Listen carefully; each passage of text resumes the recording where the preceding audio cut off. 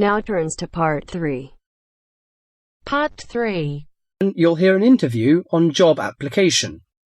First, you have some time to look at questions 21 to 25.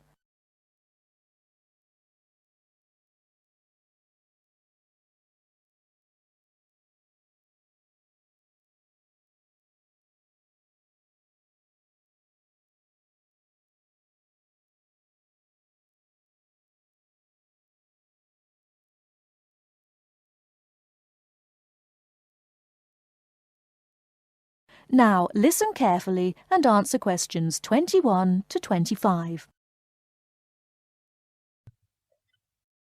These days it's hard enough to find a suitable job, let alone get as far as an interview. Dozens of people every day send off their curriculum vitae or application form and wait hopefully to be summoned for an interview. Now this, apparently, is where a lot of people fall down because of their inadequacy at completing their application forms, according to Judith Davidson, author of Getting a Job, a popular book which has recently come onto the market. Our reporter Christopher Shields decided to look into this apparent inability of the British to sell themselves, and he spoke to Judith Davidson about it. Judith Davidson lectures at a management training college for young men and women, most of whom have just graduated from university and gone there to take a crash course in management techniques. One of the hardest things is not passing the exams, not passing the course examinations successfully, but actually finding employment afterwards. So Judith now concentrates on helping trainees to set about doing just this, and she tries to work out the reasons why chances of getting a job are pretty small. Very often, a job application or a curriculum vitae will contain basic grammatical or careless spelling mistakes, even from university graduates.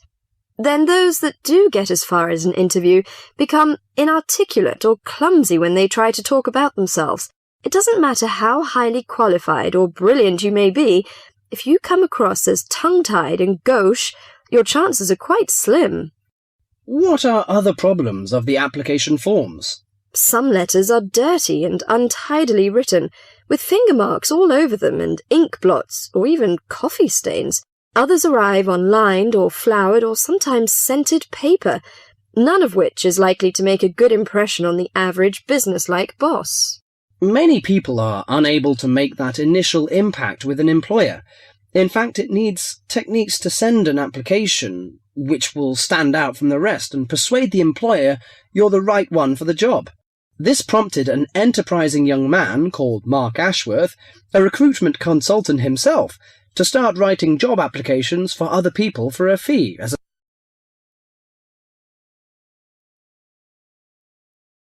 Before you hear the rest of the talk, you have some time to look at questions 26 to 30.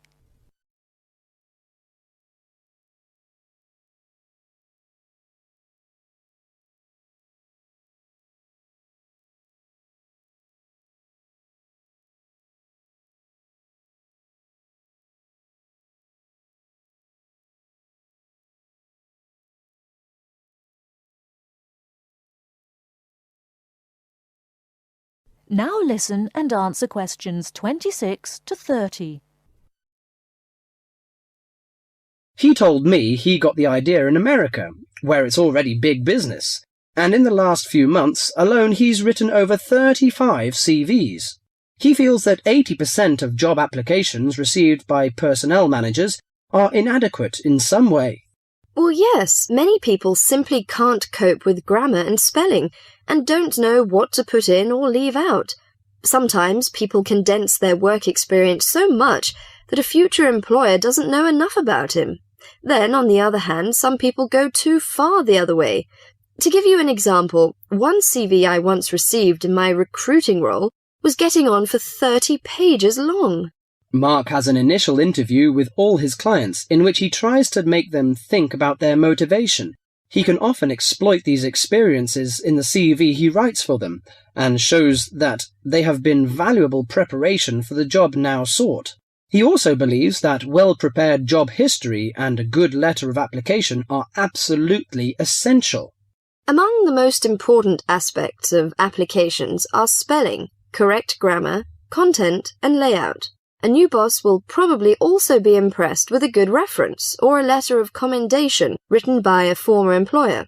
The type of CV I aim to produce depends largely on the kind of job being applied for. They don't always have to be slick or highly sophisticated, but in certain cases this does help. Judith Davidson thought very much along the same lines as Mark. In her opinion, one of the most important aspects of job applications was that they should be easy to read. Many applicants send in letters and forms which are virtually unreadable. The essence of handwritten application is that they should be neat, legible, and the spelling should be accurate. I stress handwritten because most employers want a sample of their future employees' writing. Many believe this gives some indication of the character of the person who wrote it. Some people forget vital things like putting their own address or the date. Others fail to do what's required of them by a job advertisement. Judith believes that job seekers should always send an accompanying letter along with their application forms, stating clearly why their qualifications make them suitable for the vacancy. Personal details have no place in letters of application. I well remember hearing about one such letter which stated, quite bluntly, "I need more money to pay for my flat." No boss would be impressed by such directness. She added that the art of applying for jobs successfully was having to be learnt by more and more people these days, with the current unemployment situation. With as many as 200 or 300 people applying for one vacancy, a boss would want to see only a small fraction of that number in person for an interview. So your application had to really outshine all the others to get you on the shortlist.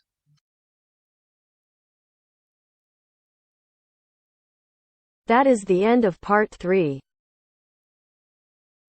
You now have half a minute to check your answers.